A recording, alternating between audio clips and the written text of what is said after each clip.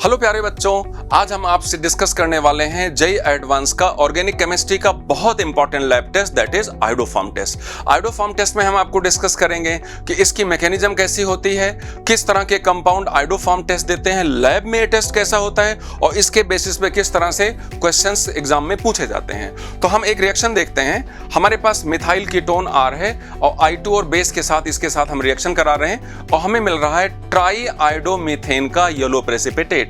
खास बात ध्यान देने वाली यहां है कि R की वैल्यू या तो H होनी चाहिए, या तो अल्काइल होनी चाहिए, या तो फिनाइल होनी चाहिए। अगर कोई कंपाउंड इस रिएजेंट्स के साथ येलो प्रेसिपिटेट आयोडोफॉर्म का दे रहा है तो हम कहते हैं कि वो कंपाउंड पॉजिटिव आयोडोफॉर्म टेस्ट देता है। अब देखते हैं इसकी मैकेनिज्म क्या है। मैं स्क्रीन पर नोटिस करें, हमारे पास मिथाइल कीटोन है और उसके साथ I2 और बेस डाल दिया। अब रिएक्शन कौन करेगा? रिएक्शन I2 और कार्बोनिल तो करने वाला नहीं है, क्योंकि ये दोनों क्या है, इलेक्ट्रोफाइल हैं। अब OH माइनस कार्बोनिल के अल्फा H को उठाएगा जो कि एसिडिक हाइड्रोजन है। एसिड बेस रिएक्शन होगा, RDS के स्टेप में कार्बन पे नेगेटिव चार्ज आएगा। इसकी सराउंडिंग में बहुत सारे I2 के मॉलिक्यूल होंगे। अब नेगेटिव चार्ज एक I2 से रिएक्शन करके क्या करेगा, हमें I से प्रोडक्ट मिल जाएगा।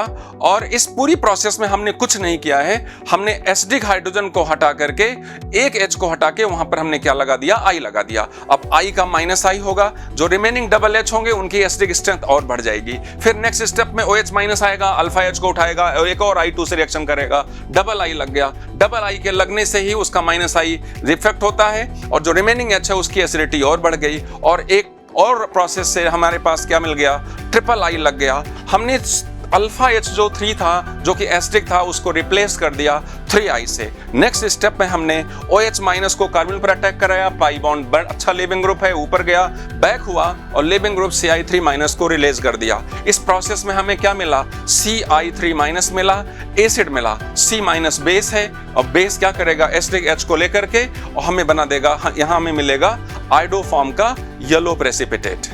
बच्चों, आयोडोफॉर्म केमिकल टेस्ट है जो अल्कोहल का भी दे सकता है। स्क्रीन पर नोटिस करें, अगर हमने I2 और NaOH लिया है तो हमें क्या मिलेगा, सोडियम हाइपोआयोडाइड मिलेगा और sodium hypoiodide mild oxidising agent alcohols के लिए है। इसका मतलब ये होता है कि प्राइमरी अल्कोहल होगा तो उसका ऑक्सीडेशन एल्डिहाइड में होगा, सेकेंडरी अल्कोहल होगा तो उसका ऑक्सीडेशन कीटोन में होगा, लेकिन टर्शियरी अल्कोहल का ऑक्सीडेशन नहीं होगा। स्क्रीन नोटिस करें, हमारे पास सेकेंडरी अल्कोहल है, हमने बेस और I2 डाल दिया, सोडियम हाइपोआयोडाइड है, इससे हमें मिथाइल कार्बोनिल मिल गया और ये मिथाइल कार्बोनिल क्या करेगा, आयोडोफॉर्म टेस्ट देगा। सेकंड रिएक्शन की बात करें, हमारे पास इथाइल अल्कोहल है, अगर हमने ये रिएजेंट डाल दिया तो माइल्ड ऑक्सीडाइजिंग एजेंट है, ऑक्सीडेशन करके एसिटाइलडिहाइड बनाएगा, मिथाइल कार्बोनिल आ गया, यह भी आयोडोफॉर्म टेस्ट देगा। लेकिन अगर टर्शियरी अल्कोहल है, इसमें बेस और I2 डालेंगे तो इसका ऑक्सीडेशन नहीं होगा, यह आयोडोफॉर्म टेस्ट नहीं देगा। तो बच्चों, अब हम करने जा रहे हैं लैब टेस्ट, किस तरीके से आयोडोफॉर्म टेस्ट करते हैं। तो हमने स्पेसिफिक अमाउंट कुछ से फॉर एग्जांपल 0.5 ग्राम आयोडीन लिया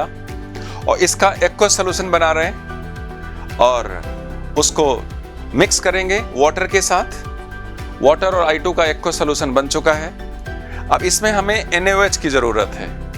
NaOH को उठाया पिपेट से और उसको एक्वस सॉल्यूशन आप आयोडीन में ऐड कर दिया और फिर उस टेस्ट ट्यूब में ऐड कर रहे हैं जिसका हमें आयोडोफॉर्म टेस्ट करना है। से for example methyl ketone propanone, उसको बर्नर पर हीट किया। हीट करने के बाद हमें देखना है कि ये येलो प्रेसिपिटेट आयोडोफॉर्म का देता है कि नहीं देता है, तो उसको मैंने आइस बाथ में रख दिया सो दैट उसके प्रेसिपिटेट क्रिस्टल का फॉर्मेशन जल्दी हो जाए आयोडोफॉर्म का। और आप नोटिस कर रहे हो आयोडोफॉर्म का प्रेसिपिटेट बन चुका, इसका मतलब वो कंपाउंड पॉजिटिव आयोडोफॉर्म टेस्ट दे रहा है। मिथाइल अल्कोहल यह भी क्या करेगा, पॉजिटिव आयोडोफॉर्म टेस्ट देगा। अब हम लोग देखते हैं कि कॉम्पिटिटिव एग्जाम में किस तरह के आयोडोफॉर्म पर बेस्ड क्वेश्चंस पूछे गए हैं। तो फर्स्ट क्वेश्चन हमारे पास है, which amongst the following can not be identified by iodoform test.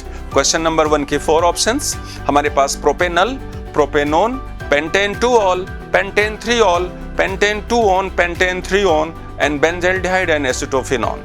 अब इसका स्ट्रक्चर ड्रॉ करते हैं बच्चों। स्ट्रक्चर ड्रॉ करेंगे तो यहाँ पर हमें क्या मिलेगा, प्रोपेनल एंड प्रोपेनोन, तो ये आयोडोफॉर्म टेस्ट देगा, वो आयोडोफॉर्म टेस्ट नहीं देगा।